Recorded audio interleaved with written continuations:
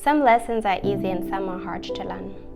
The older we get, whether physically or spiritually, there will always be lessons to learn. You cannot get a free pass in God's class. What you don't learn now, you will repeat until you pass it. Have a teachable spirit. Don't harden your heart when the Lord is teaching you something. You're only making the lesson longer for yourself. Whatever area in your life that you have fallen short in, the Lord will continue teaching you to perfection. Take a moment and think about your shortcomings. Have you found yourself failing in one area over and over again?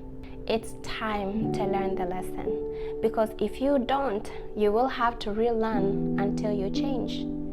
Learn to appreciate the things that God has put in your life.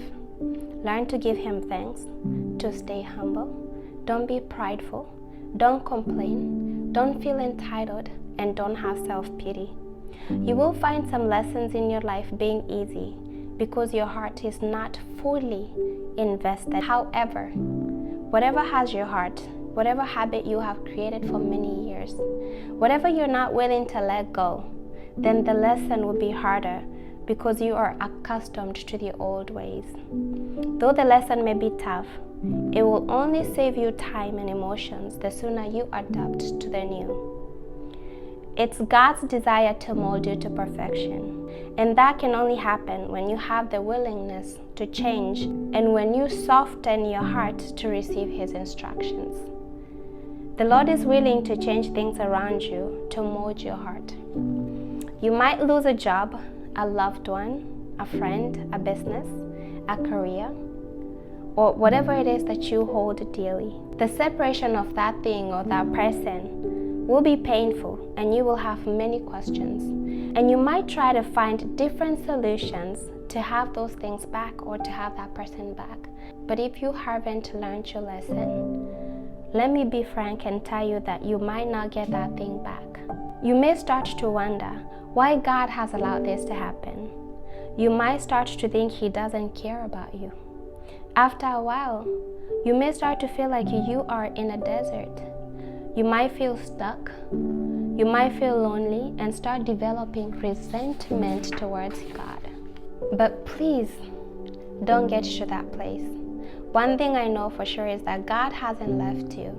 You are not alone, and whatever emotions you feel or go through, He's going through them with you. You might feel like you are alone, but to be honest, you're only standing and breathing because God is the one who's holding you. You have a place to sleep, you have clothing to wear, you have food on your table because God has provided those to you. It's not your hustle, it's not your ability, it's not your paycheck, it's not your looks, it's not your intelligence that has gotten you those things, but it's God who has given you those things. Isaiah 46, 3-4 says, "Listen to me, you descendants of Jacob, all the remnant of the people of Israel, you whom I have upheld since your birth and have carried since you were born. Even to your old age and gray hairs, I am He. I am He who will sustain you. I have made you and I will carry you. I will sustain you and I will rescue you." See, these verses remind us that before we were born, the Lord upheld us and He has carried us from the time of our birth. So to think that God has forsaken you, it's a lie and a deception from the enemy. There may be a time you might feel, "Lord, I deserve this. I have earned this." To be honest, nobody deserves even the least of His blessings. In this case, you are feeling entitled and forgetting that even what you have, the Lord has granted because of the finished work of Jesus Christ on the cross and because of His grace and His mercies. You cannot earn His blessings, so don't be deceived. Maybe that's why you are being refined through the fire, because you feel entitled and deserving. Be humble, remain humble. Matthew 23 verse 12 says, "Whoever exalts himself will be humbled, and whoever humbles himself will be exalted." If you keep the pride, just know that you will be humbled. Don't let the hardship of the lessons that you are learning harden your heart towards God.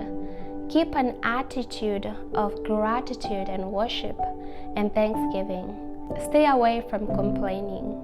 The story of Paul and Silas in Acts 16:16 is one we ought to learn from when it comes to worshiping the Lord, no matter the situation. Paul and Silas were severely flogged and thrown to jail for something that they did not even do. At midnight, they were singing hymns and worshiping the Lord, and there was an earthquake that broke their chains and opened the doors of the prison.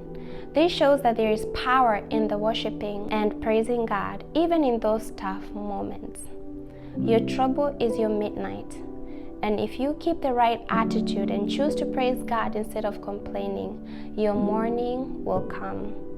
The Lord will change your situation, so I say this again to you. Don't fail this lesson. Don't fail this class, or else you will have to repeat until you get it.